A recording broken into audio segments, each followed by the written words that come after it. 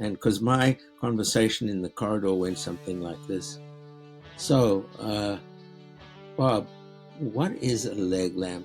What those early sketches look like and how they actually evolved into the product that was the final leg lamp. Yeah, how many leg lamps were actually made for the film, and were there any interesting challenges in their construction? So I heard through just the world of social media that most of the leg lamps that we, the die-hard fans, have in our homes were not actually made from the original creator as yourself. Is that actually true?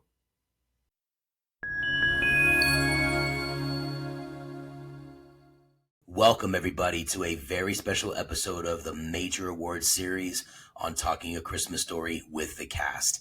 I'm Yano Anaya, and I'm here to guide you through the revelation that is as dazzling as the glow from the leg lamp itself. Today, we're going to unravel the true story behind one of the most iconic symbols of our beloved film, told by the original creator. This episode isn't just about discovery. It's about celebrating the unsung hero whose vision lit up the silver screen and our hearts. Picture a chilly winter evening, the kind where the glow from a single lamp can fill a room with warmth and wonder. Now imagine that this lamp isn't just any lamp, it's a leg lamp elegantly ensconced in a window, casting shadows that dance on the walls and tell the tales of old. This isn't just a piece of decor, it's a piece of history crafted by the hands of a visionary designer, Reuben Freed. Today, we go beyond the film, beyond the replica lamps that adorn countless living rooms, to touch upon the roots of a story that began with a sketch. A simple idea that would become a cultural phenomenon. As we peel back the layers of legends, prepare to meet the man whose creativity gave birth to a legacy.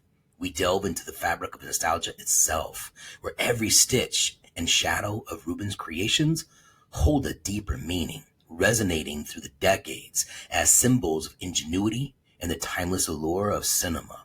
It's our journey into the heart of artistic mastery, exploring how a single idea can illuminate the collective imagination of millions, transforming ordinary spaces into realms of shared joy and enchantment. Join us as we traverse the landscape of memory and innovation, where every flicker of the leg lamp's light reveals new facets of its creator's vision and the enduring magic of a Christmas story. Ladies and gentlemen, gather around as we roll out the red carpet for a true titan in the realm of cinematic artistry and design. Joining us today is none other than Ruben Freed, the mastermind and original designer of the iconic leg lamp, a beacon of creativity that has lit up not just windows but hearts across the globe. Ruben isn't just a designer, he is a visionary whose work has woven itself indelibly into the tapestry of a Christmas story, enriching our holiday experiences and igniting the imaginations of generations. His journey from concept to cultural phenomenon is not just a story of artistic endeavor, but a narrative steeped in passion, precision, and persistence.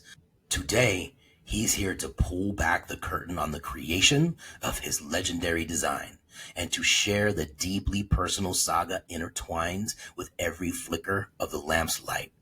Ruben also crafted the magical Santa's Mountain and various other props that brought the film's vibrant scenes to life. It is a profound honor to have him here to cast his light on our show, enriching our understanding and appreciation of one of cinema's most cherished artifacts. Welcome to Talking a Christmas Story with the cast, where your brilliance truly belongs center stage. With no further ado, the artistic master and legend, Ruben Freed. Well, hello, Ruben Freed, and welcome to Talking a Christmas Story with the cast. This is amazing to have you, and it's an honor to have you. And I'm going to be honest with you, sitting here this morning, I started to get nervous and started to get butterflies. And me getting nervous and butterflies, I guess it's because, you are a very important piece of the whole when it comes to A Christmas Story. And I guess I'm kind of fanboying because of your position of what you created for the world. So thank you again for being here and sharing your time with us, Ruben. It's Cannot amazing to tell have you you here. how I don't think of myself as any of those things, but I'm very pleased to hear you say that. Thank you.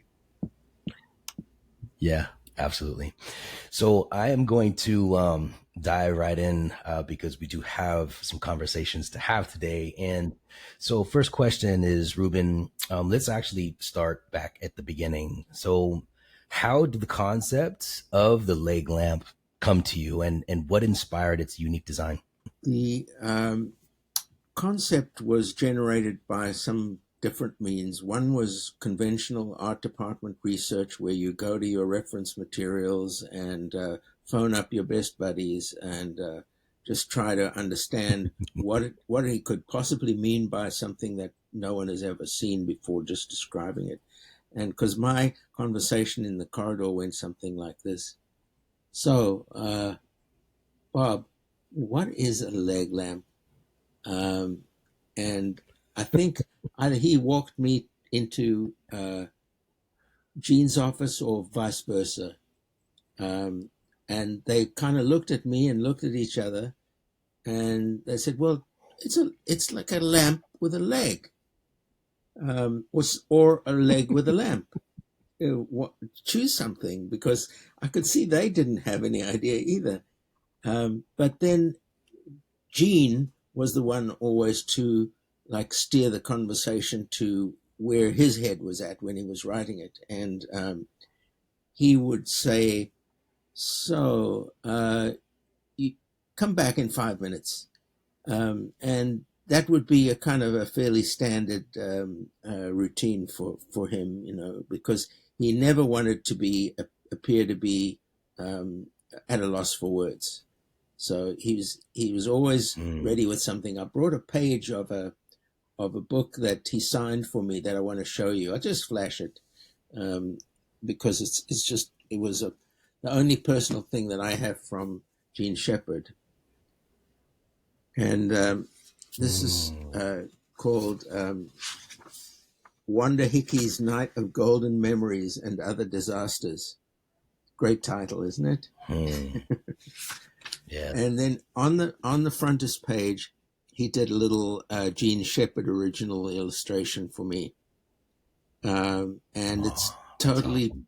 original, totally authentic, and signed there, Gene. I'm signed there with his name. So he's a man of a lot of words, not a few words, a lot of words, and they're pretty well chosen words as well. And he said, "Come back." So I went to the art department, and I think I talked to Gavin Mitchell, who was there, and Carmi Gallo, who was also there, assistant art director and art director. And by the way, those folks are tremendously short of recognition in terms of their contribution to the art department um, in Christmas Story. Gavin designed the streetcar. You remember the streetcar at Higbee's outside? It's modeled on a particular Toronto city streetcar with the colors of the red and the cream. And there was a number of a car that was like one of the oldest cars that the Toronto people had. We had them get it out for us and run it on Queen Street at the scene where they're picking Christmas trees from the Christmas tree lot. And we had this streetcar roll by, and we had to have it as continuity in Cleveland. So what we did was ask Gavin Mitchell, the very talented Gavin Mitchell, to design, and Bill Harmon, our construction guy, built the front 2/3 of a streetcar so that we could get a side window, a front on, and like a 45 degree. So they did that, and I wanted to recognize Carmi and Gavin for that. So just in case this does stay in the podcast, which I hope it does. So I immediately thought, okay, here's an instance where I've just got to go with what was in my gut and my head, and I sketched that little piece, which was another thing for you to see here. I sketched what I thought was going to be a leg lamp, something like this. So here I Awesome. knew that I had a leg and a lamp. That's as much as I knew. I'd never seen anything like this before. I had, as I've said before, I've Hmm. seen a shade like that before, and I guess I've seen, individual mannequin legs before, but I hadn't seen the whole thing together like that. So I'm just looking for a little drawing that I should have. While you're looking at that, Ruben, I'm kind of welling up with a lot because I the original sketch from the leg lamp was just revealed, and for me that is priceless. It's a treasure. Well, thank you. I appreciate your emotion there, because I get the same thing even when I look at it here, but I get slightly one notch better than that, and I'm trying to find it for you. I've got a lot of this is from production meetings. We had various production meetings as often as we could with the two director, producer, writer, and they had to go and live their lives out in the world. But when we got hold of them, we'd have a production meeting, and I'm just trying to find. So Gene was the one that inspired you to Yeah, create, and that was your original thing. Oh wow, yeah, yeah. It that's was awesome. Gene, because Gene and Bob could come to loggerheads. They were huge personalities, so they could Yeah. easily argue with each other, and not in a harsh way. It would be like in a very creative way, and I wanted to. So this is a good place to add in that in their creative dialogue is the creative energy is simmering away, boiling away, and it was Gene who had, in later years or later months or later even weeks, he had explained that uh, there was an advertising poster called uh, "Advertising for Knee-High Cola."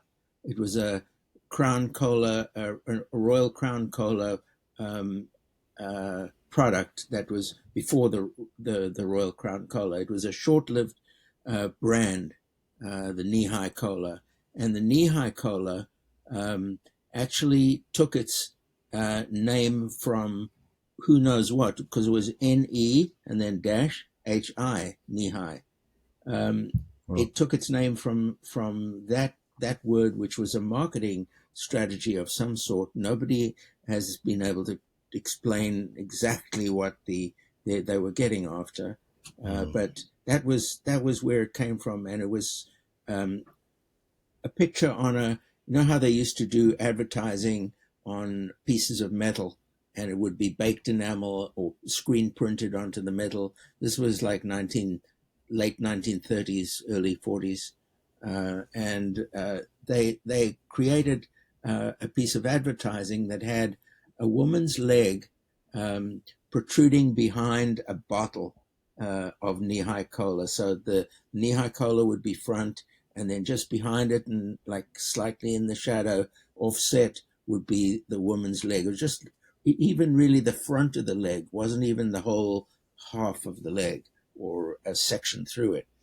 So that was explained to me, and I twigged on it because my memory is like, I remember I have seen such a thing, but I have no idea where I saw it. It was just, I just knew it was there. So I went away and did a little sketch, which is not the one that I just showed you there. It was another sketch just to hand out to at the production meeting, where I could say this is going to be part of this particular sequence. So we knew where we were going to need it, and therefore the time frame in which we would need it. And that's a very important piece of information, because the fabricators of our special effects, who is, you hire somebody and they become the special effects head of department, and they are responsible for all these things, including the timing and the timely arrival of the prop on set. But this was, as we all know, a very special prop, and its importance grew as we became aware of what was happening in the screen and on the screen and in the script. So we were able to understand that there was a larger importance to this leg. What I had done, and otherwise I have to stop our thing here and go and look for it. I could do that if you want me to, just a quick look. But I'm sorry, I don't have it handy, and I never thought. I'm giving you like right off the top of my mind here, everything I can think of. But I could find this sketch. But what it is a a little point of view of someone across the street from the house, looking at the house and seeing the front bay window. And in the front bay window is the leg lamp, and the information that that's giving you is not particularly the leg lamp itself, but where it is in relation to the scene, and where it is in relation to the window and the house and the people outside. So you get a sense of scale, and that's all Sure. kind of done in shorthand in seconds. It's like process, done. Yeah. Was that inspired by Bob It Clark or was, Gene Shepard, or was that something that actually it was just came me. from you? It was me. That was how Awesome. I put the scene together in my mind and said, okay, the camera's going to be here. We're going to see this. This is the dialogue that's happening, and that was the scene where it would have been where mom is adjusting it, and dad is outside saying, "Oh, a little more to the right, a little more to the right. Yeah, perfect, perfect."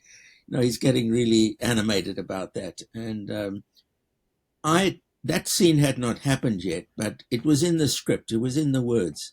That's why I mentioned that what we always have to do is make sure that we're on the Bible being the script. Yeah. We have to make sure of that. So that's more or less the gist of it. What was it like working with Bob Clark to actually bring this idea to life? What was Good that like for question, you? because he was not a very communicative person to the people who were around him. So you'd find out things that were really important. Just did I hear what he said? Is that what I really thought he said? And it would be, yeah, that's what he said. And you'd collect your little intel from your people around you. You'd say, is that what he said? Just to make sure. But he would say, he would then go off script and say to Martin Malivoire, special effects, Martin, I need to see the mold that you're making, or words to that effect. He didn't know the technical how we were doing this, but he would say to Martin, Martin, I'm going to come out to your studio and have a look at how we want this thing to work. And that's a piece of information I found out recently, when I talked to Martin, that Martin is a genius, but he needed Bob Clark's genius to give him guidance on this, on actually what it was. And I was just there, standing there, listening to pick up information that I would need, because I would have to make sure that also the other things were in ready at the time. So Yeah. it was Bob Clark to Martin Malivoire. Martin come out to the stage where to their shop, and they ended up. And I don't know how this happened. It would be a great story, but I don't know it. Uh, they invited someone who had been uh, picked either by Bob or by Martin or by both to be the model for the leg. So there was an actual person attached to that leg first when it was first made into a model. So the technology was you you wrap. It was like putting on a bandage on a broken femur or something like that. Plaster of Paris, rags, make a mold that is going to shape the body or going to accurately reflect the shape of the body, and do that and make it in two halves so you can take it off afterwards, and then put it back together and pour material in it or pour material over it, depending on the techniques you're using. And there's a lot more I'm learning about that because I didn't have time to pay attention to their techniques and the progress they made. And anyway, his shop was not even in Toronto; it was a drive away. So we had to basically communicate by phone. And I would say, I'm sure he's got it handled. Let me check, and we would check, and he would have it handled. This is Martin. He's brilliant organizer. So Yeah. that's where that landed up. Awesome. Thank you for My sharing pleasure. that. So many Yeah, stories, so so many many. experiences. So you did mention, yeah, you mentioned earlier that the original sketchbook that you had with all of your designs. Can you describe what those early sketches look like and how they actually evolved into the product that was the final leg lamp?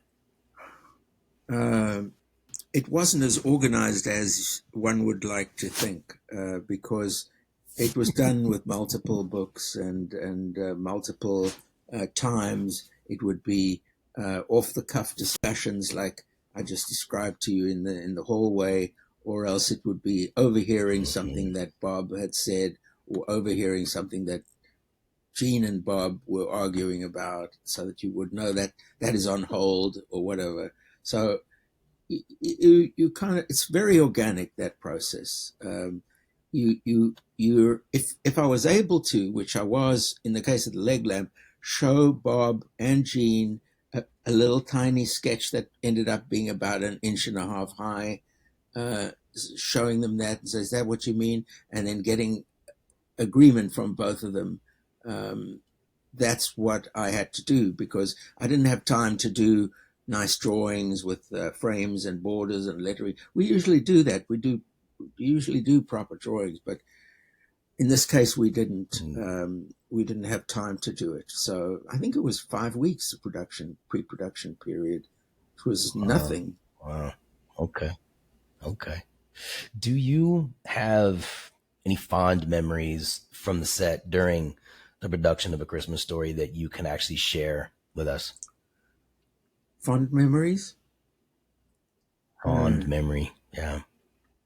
of course, the answer is yes. I'm just sort of doing some censorship in my mind. Um, Sure. we know that Bob is a genius, and so is Gene, and we know that communicating with genii is not that easy because you, like I said, have to be alert for clues and signs and little telltale things. Um, we we also ran a very open kind of a creative group in which Mark and Paul and Tracy, that's art department people, could come in with a bag of tricks that they'd actually either bought, found, stolen, picked up in the street, but they were like our eyes. out everywhere looking for pieces that are going to fit into this. Like, I think one time it was either me or Mark stopped on the street because we saw a suitcase having been thrown out of some house with house cleaning Thursday, waiting for the garbage to come pick it up. And we both got eyes on it right away. And it was this really beautiful green fake patent leather suitcase, valise, that a lady or gentleman would take on the train on a long trip. And when we saw that, we jumped out the car, we threw it in the back of the car and took it back to the studio. And that's the kind of thing we had to do because, you know, nobody could make a list of, well, we could have at great length, but nobody could really make an authoritative guess at exactly what was going to be appropriate in the frame. It's a very organic process, as I said. And it seems to me that we did more of that than anything else, issuing drawings. We did issue drawings, like I did see, you know, there's some sketches in here that were part of our discovery process. Like this is a house in St. Catharines. So wow. it was what I was trying to explain to everybody, because my main contention was that we couldn't be looking too much in Ontario for our hero house because the houses were not built of wood frame; they were built of brick, and it made a difference in the architecture and the layout inside, and certainly a difference in the front window. So we were dealing with a less expensive or less common kind of architecture for the houses than you might have thought. You might think we could just pick any house, but no, we had to find a house with a front porch, with a bay window, with the right kind of look, an upstairs window looking onto a yard with a point of view looking onto the steel mills would have been perfect, which we got, and various other bits and pieces that all would give clues to the location of the perfect house. And that happened to be in a little street in Cleveland. And the way we found it was just to go driving with the location scout. I forget his name in Cleveland. I beg you, I'm sorry if I forgot his name. He's a very important key in this whole puzzle. But he took us to a spot where there was like a minor road on top of a hill. At the end of the road, there was a bar, like it was a grocery store, come candy store, come beer shop, and it was called Pulaski's Candy Store in the script, and little Peter is swearing to his parents that Flick saw a bear going into Pulaski's Candy Store. That's why he needed a Red Ryder BB gun, by the way, because there was a bear seen at Pulaski's Candy Store. Anyway, that store was at the end of a little road, and on that road were a number of little houses that were really on the verge of the hill. The hill overlooked the steel mills and some cathedrals and some different kinds of typical architecture in Cleveland, and that's what sold it to us. More like these, you know. And I would be in the car sketching. These are from some of my car sketches. This will take too long to explain. You probably need another half hour on the podcast, but that is actually the layout of the big boxes that were the frames that were constructed to make the Santa's mountain work, make that Higbee's mountain work. It was basically boxes that were in ascending heights, and I worked out a numbering scheme. Here was a 6-inch high, a 12-inch high. This one was 2'8". This one was 5'4", and they got higher as you went up the mountain. And then that would give the art department an idea of how much area they had to cover with fake snow and snow blankets and that sort of stuff. So, but this Wow. this is a drawing that obviously is not an architectural drawing, and it needs explanation. That's awesome.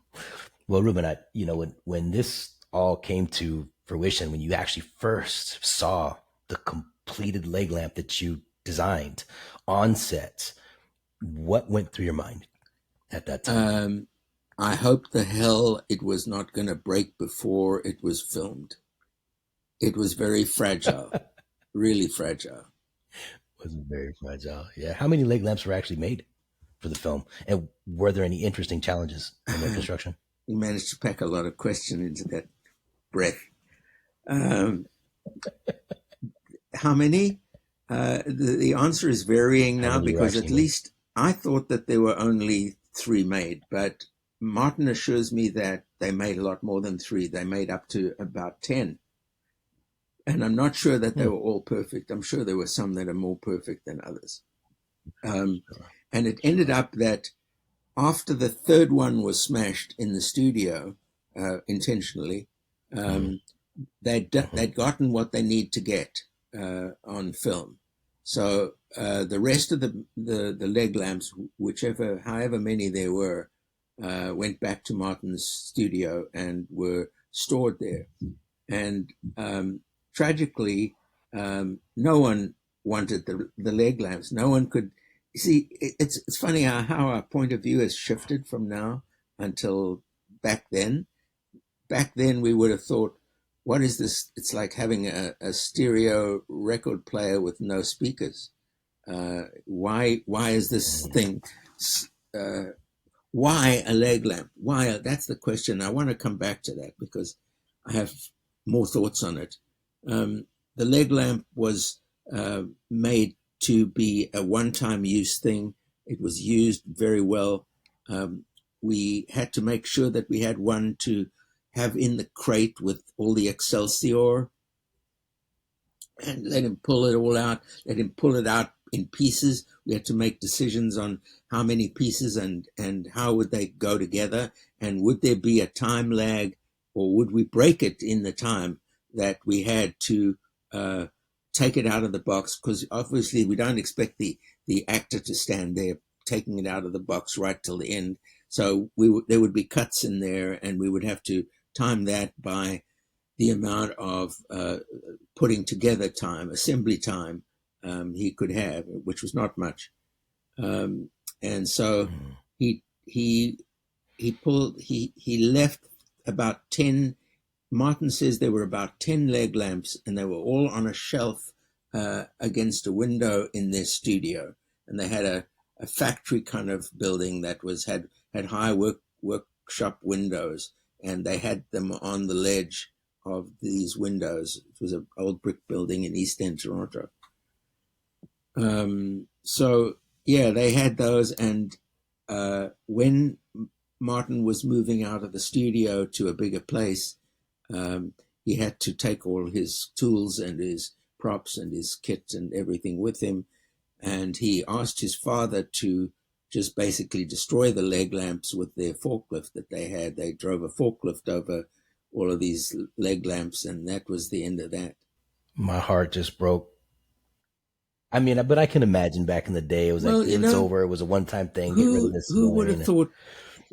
What is the Would it? value of Yeah, that? Who? exactly. That It was inconceivable because this was sure. a pop culture piece of art, and pop culture had not been invented, and especially not Yeah. in the working class kind of uh, tempo that was put together to make this thing. We put Mm-hmm. the leg lamps together, and they had a team doing that, and then they went on to the next thing. There was plenty of work, and they Yep. didn't have time, so that all went together. Hmm. Yeah. Well, that brings up a pretty sensitive Oh yeah. topic, and so a couple episodes ago, I had a guest, Holly Osborne, on the podcast, and she absolutely is a huge Mm. Christmas Story fan, and she was very excited to be a part of talking a Christmas Story with the cast. And we invited her on because she actually won a 2024 Christmas Story Family giveaway. And she asked a question which, I did find very interesting. So, I let her know that I would basically ask you to let you give the answer because you are the origin. So Holly asked this, and I quote, so I heard through just the world of social media that most of the leg lamps that we, the die-hard fans, have in our homes were not actually made from the original creator as yourself. Is that actually true? So yes, unfortunately, that is true, and I think it has to do with. I'm pretty certain it has to do with the pressures of mass production and the need to, to get, because obviously it goes without saying that there was a market out there. There were people who were lusting after these leg lamps in more ways than one, and they really wanted to have one in their living room and be the first on the block, etc., etc., etc. Yeah, because she said something that was so unique. She was like, "Where's the butt cheek?" So she's like, "This does have a butt cheek, so this isn't like the No, original and it's one." very perceptive of Holly to land right on that question, because I don't think I was aware or particularly aware of the butt cheek. I would have taken it in as part of the design um, of the structure of the leg, that I needed to go a certain height and that needed to be covered by black felt tassels, black lace tassels, and I was aware of it from that point of view, but it didn't ever strike me as a butt cheek until somebody like Holly actually nailed it as a perfect description for what it is. I mean, I guess we all know, but to me, in the rest of my life, should I be so lucky, I would always know the importance of a butt cheek, and that's what it will always mean to me. Well, then, how do you feel about the replicas being sold that don't actually match your original design? Well, I think it's a shame that uh, there is so little uh, depth in the evident in what they do, because first of all, it talks about China and manufacturing in large quantities at very cheap prices, and it's something that bothers me. I wish there is nothing more American to me than A Christmas Story, and I would not Mm. enjoy the feeling of knowing that the lamp that I have in my front window is a monument to mass production and to commerce that is basically doesn't understand, and the meaning of the people who made them didn't understand what it was, and I think that's a shame. But I'm glad in a way Mm. that they have been able to spread the word in that sense. Um, I wish that they knew the rest of the story, because I think that's going to come from me in the course of these podcasts, because I'm finding out some really interesting stuff about exactly why a leg lamp, and this has been the subject of um, deep thought by some seriously intellectual thinkers about why a leg lamp, and certainly when you start to put together, join the dots in the sequence of from um, from the United States as it was just around wartime in the beginning of the 40s, where we're setting this movie, um, to the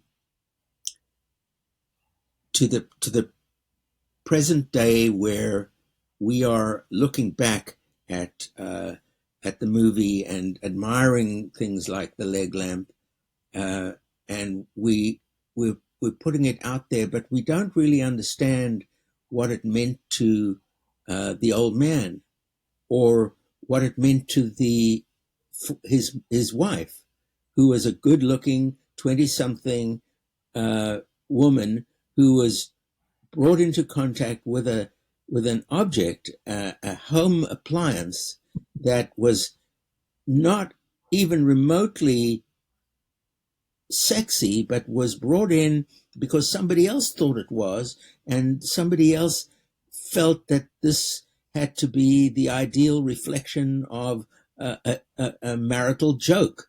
Like, wasn't she good enough for the old man? Why bring in a, a thing like that to remind them of what? And the old man had no issues with it at all. Obviously, he thought it was the most perfect thing, and he didn't get the feminist aspect to that either. So I wanted And to neither did know, Ralphie. where did that come from, and it's certainly something that other people besides me have picked up on. That in the USA, in the good old USA at war at the time, there was, tanks and ships and airplanes, and they'd all have a pinup. Pinups were part of the wartime arsenal, right? You'd go to war with uh, your buddies, and you'd all have a pinup, maybe your favorite, up in the barracks, or on the tank that you were assigned to, or on an airplane. And the pinup was always a gorgeous girl. Who made these gorgeous girls, and why did they come up? Well, there's a story to that, and I want to attach that at another time, because it's all part of it goes back to the decoder ring. What is it about being posted to a radio show where you sit and devote 20 minutes or half an hour of your time every Wednesday afternoon at 4:15? The Ovaltine radio show comes on, and you're being told, okay, kids, boys and girls, this is the secret number for today. And he reads out the secret number, and then you check your decoder, and if you've got the number, you're golden. You're the winner. And the idea of that being uh, sent out over the airways, because the only media was radio. Radio was the media. You didn't have any uh, internet, obviously. So what I was thinking was, what entranced Ralphie about this transaction? It had to be secretive, but yet not really, because it was a radio show. And what did he expect out of an unannounced package that arrives at his house in the mail? And I drew the line between that and this leg lamp. I said, what is the connection here? And there is a connection. And to me, it talks about the commercial side of the American psyche, where they always need some sort of game, a tantalizing, some sort of sport, some sort of luck involved thing that is going to make the object that much more spicy, precious, wonderful to look at, and envious to your friends. Make your friends envious. And so the way that all stacked up all began to paint a different picture for me. Wow, that's beautiful to tie all that together, because I don't think people nowadays of this generation actually have those connections so, like you do, because it is a lot more, you're a lot more intimate with the whole process, the movie and all of that. So, has anyone ever approached you about the design of the leg lamp so that there can actually be accurate replicas made? No, nobody has done that. I know that I met Brian Jones. I met a gentleman who had bought the Christmas Story house and was doing something like a museum concept, like on location. But I wasn't. I met him. I wasn't impressed with him. No, nothing personal. But I felt that I needed somebody with more understanding of the situation, more understanding of the tender emotional time that this captures for us to be involved with. And then I might have been involved. And he did invite me to be involved very, very decently, but I just didn't get a great feeling on that. I hope I don't want to make any dispersions, cast any dispersions at all. Yeah, well, I mean, your true Yeah, feelings are your true feelings. You know, being authentic that is being was that. authentic. I So, felt that yeah. I couldn't expect authentic cooperation from them. You know, I just felt that Mm. it, our visions were at different levels. So, if you were given the chance to produce an authentic replica of your own now, what would you want all the fans to know about your vision for it? I would say that I I I, I would want this to bring back, to call back from those living rooms all over America, and any of the states wherever we are, to bring back that image and uh, warmth and emotional. Even though the story of A Christmas Story is not a feel good story all the time. It's there are aspects of it that um, we know are Gene Shepard's sense of humor, and he had a wicked sense of humor. He was able to make a story that was his ironic, his wry humor was able to put this all in context for us, and not have um, much treacly, um, oversweet emotion hanging around to it. He was pretty direct and gruff, even. You remember that scene in Higby's department store where he and his wife, and it was really him and his wife, were standing in line, and a little kid comes up and butts in front, and he says to them, "Hey, kid, back of the line is there." You know, and he's not a warm, fuzzy kind of uncle. And that, to me, is part of the preciousness of this. Let's add the reality in, but certainly this is um, a, a story that has real depth and truth. And I just hope that the people who see it over and over again and get that same feeling, because I know it's there, and I'd like to capture it. And of course, the leg lamp is a fascinating item, and people uh, people can't get enough of the idea of the leg lamp. The more I look around now that I know you guys, the more I can see that there's a real passion for kind of warmth and truth and homeliness, and that would happen in ideal circumstances. Looking ahead, Ruben, what projects are you excited about and what legacy do you hope to leave with your designs?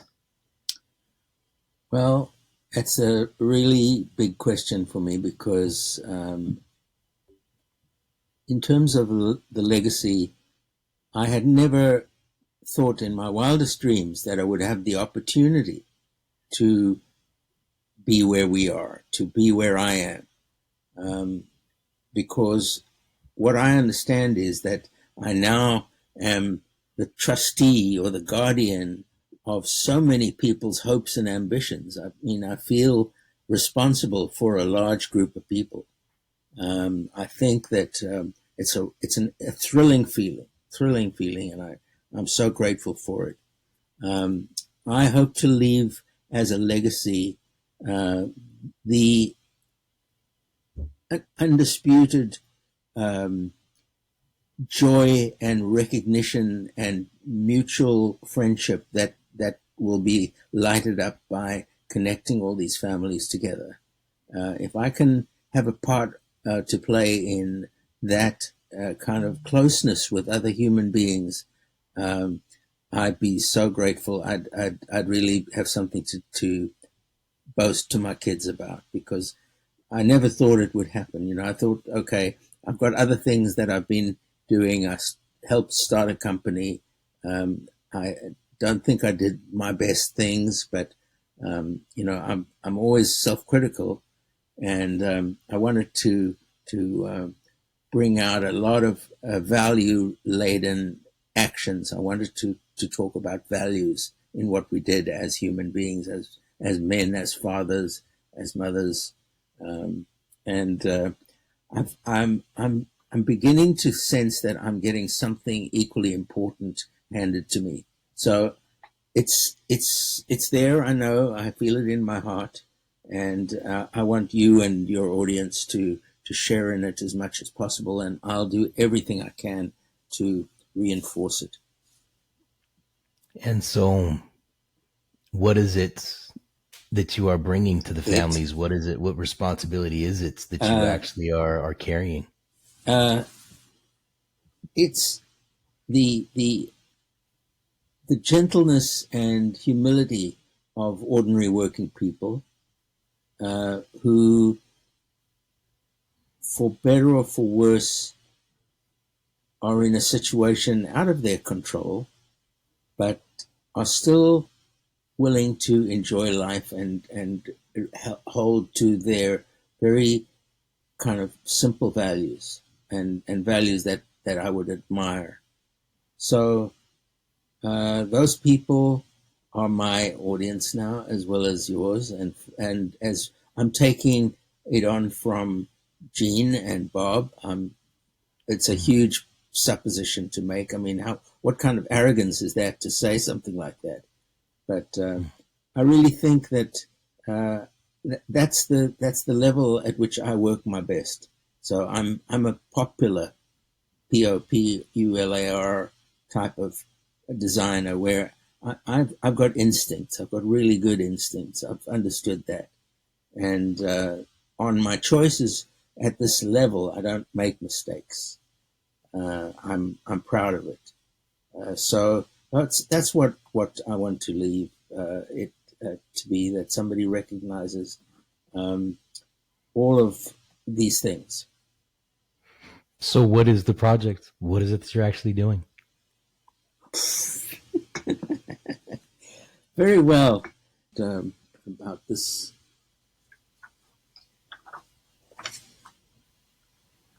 Wow. Okay. that's just a beginning. This was a very conversational type of sketch where I was talking to the art department and issuing basic instructions to get it going. I mean, we're not going at this time. When I did this, we weren't in production. We were in planning phase. So Wow. So things that like that. leg lamp, yeah, that leg lamp actually And looks really different than what the one that's currently out there. So for all you listeners out there, Ruben Freed just showed me the actual sketches that he designed 40 years ago. And so Ruben, and actually, hold on, listeners, if you wanted to see this, go ahead and head over to our YouTube channel. That way you can watch the podcast and actually see his original sketches. And Ruben, you're going to create this leg lamp from your original sketches. that's right. We have a hard road ahead, but I think it's going to be worthwhile. Every minute we spend on it is poured over, and decisions are made. We feel really good about it. Um, Thank you for the opportunity for letting me do this. Yes. Amazing. And for all you watchers and listeners out there, we'll keep you in the loop. We'll keep you in the breast about what's happening. Yes, I'll be watching for the latest updates from you, and be sure that I'll jump on any clarifications that need to be made, because they do. It's a wonderful tool we have, the language. So Ruben, thank you for sharing all of this. And it is time to shake things up with a little game that we're going to call Debunk or Declare. So I'm just going to throw out some wild statements about A Christmas Story, and you've got to hit us with the truth. You can either debunk these as myths or declare them as a little known fact. This is your chance to set the record straight and maybe drop some knowledge bombs on all of us with your signature flair. Yeah, So, are you ready to get yeah. real and have some fun? Yeah. Okay. All right. So, first up, Ruben, let's get to the bottom of a classic scene. So there's a rumor that the tongue on the flagpole scene was a last minute addition to the scripts because someone dared the director. Is that true or false? Debunked or declare? Debunked. I wouldn't say that would have happened. Okay. Here's a spicy one. So I heard that one of the elves in the Santa scene was actually a famous actor in disguise. Debunk or declare? How about I don't know? I don't. It could have been, maybe, but I certainly wasn't aware of it. Yeah, actually, Patty Johnson was a very well-known Oh stage wow! actress back in the day, and Andrew Hocevar was Uh, also one a of the stage actor. elves. So yeah, Patty was. Yes, we're the Oh, elves. Yep. Yeah. So some fans think that if you play the movie backwards, there's a hidden oh, message from debunked. Ralphie himself. Debunk or declare. Okay. Not like those old Yeah, 70 this is musics where where I get everybody to be wants to pull truthful. the vinyl backwards, right? Yeah. All right. So, Ruben, here's one to really kind of bring it close to home. So, the leg lamp was inspired by a real life beauty contest. Debunk or declare? It's not beyond the realm of possibility because people did did silly things. So I'm going to say declare. Last one. There's a rumor that the set was haunted by the ghost of a former movie star. Debunk or declare? I'm sorry to debunk this, but it's debunkable totally. All right. All right. Well, thanks. You've definitely cleared up some myths and maybe even started a few new rumors out there. So those things will come to be revealed. Either way, you brought some extra fun to the story behind A Christmas Story. So we truly, truly appreciate that. Um, Now, Ruben, there's one last thing that I'd like you to just say to the world, and that's just from your heart. So, if there was a message that you can send to the fans, if there was a message that you can send to your friends that had a part in this A Christmas Story, if there was a message that you can send to the daughters and sons and granddaughters of those who had a part of this movie, um, what message would you like to send to their hearts? Uh, I would like to say how deeply grateful I am to still be here and be associated with this film and this piece of creative art that we all managed to pull out and bring to reality. We never imagined the size of the popularity of this film. We were in a period of filmmaking where it was like you were given a very small sum of money to do something very ambitious, and they would put that out for you. But it was never easy, and there was a lot of competition for everything. We were very competitive, even amongst those who were assured of a job. You would always have to make sure that everything we did was uh, right, uh, going to be a contribution towards the movie and not take away from it. I want to Hmm. particularly call out the the lighting department, for instance, the cinematographer Reg, the camera operator Harold, people like Martin Malavoie, the special effects guy, uh, designer, special effects designer, special effects stunt coordinator Dwayne, who ended up in a heap of black and white striped t-shirts, long shirts with X's on their eyes. little touch that I'm very proud of. That was my idea. It was so bizarre because I have a comics background. I love comics, and so that was like straight from Mr. Natural and Robert Crumb and all of these beautiful ancestors we have. So So Ruben, that was Dwayne Dwayne McClain, thank McClain, you very much. Black Yeah, Bart. yeah. And Dwayne the McClain. Yeah. name I was searching for was Norman Rockwell. So Norman Rockwell, the artist, Mm. famous for chocolate boxes and for magazine covers, but always portraying the American way of life in a very sort of idyllic way. You know, you get a bored little kid with a fishing rod in his hand, and dad smoking his pipe. That would be Norman Rockwell enjoying that American zeitgeist. Um, but I know that it speaks to a generation of people who held out hope as the criterion of, of their lives. Wow. Well, thank you, Ruben. It was a pleasure to spend time with you. And I know that the fans are absolutely going to fall in love with you. And you know, I know that you're very humble in the beginning, but I had the same experience with Oh, Dwayne McClain nice. What a guy. where, you know, he just didn't really realize how loved he was. And I want you to realize how Oh, loved you are because you are practically, well, it's not actually you, but uh, a knockoff of you is in practically every fan's living room, and so wow. you are very Thanks. well loved, and we just want to say thank you, that we love Oh, you, and thank you for sharing this time with us, thank you for and we hope to putting see more of this you soon. out there, and thank you for the energy that you both have shown me that you have, and the sincerity that you have.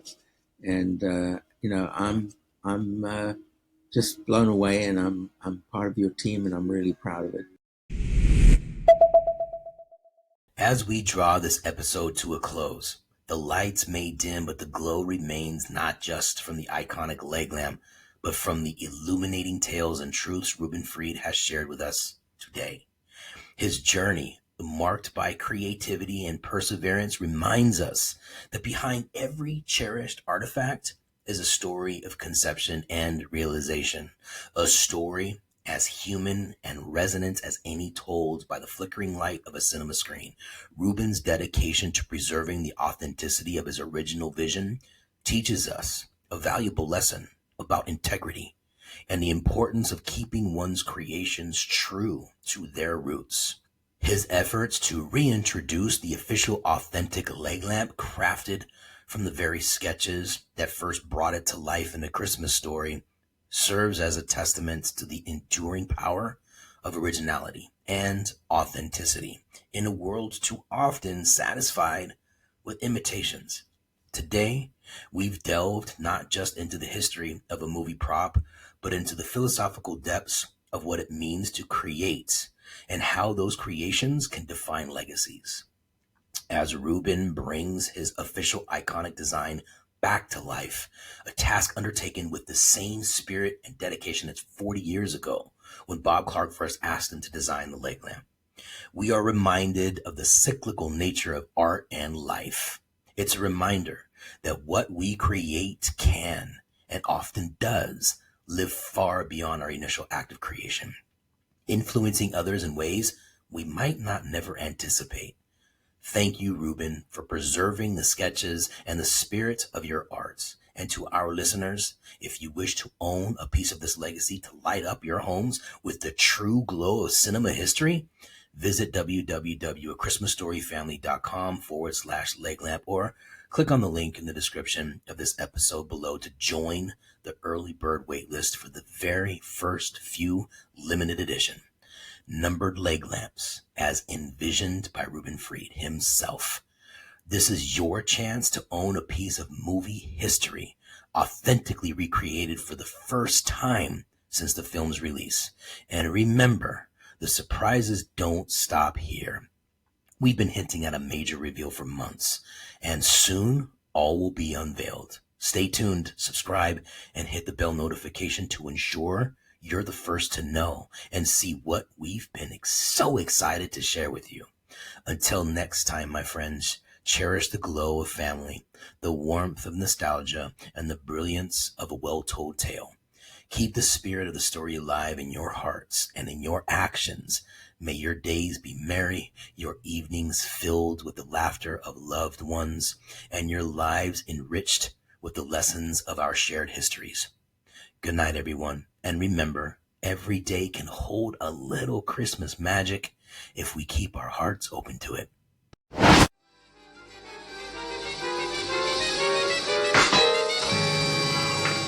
Oh my God, I shot my eye out. You'll shoot your eye out, kid.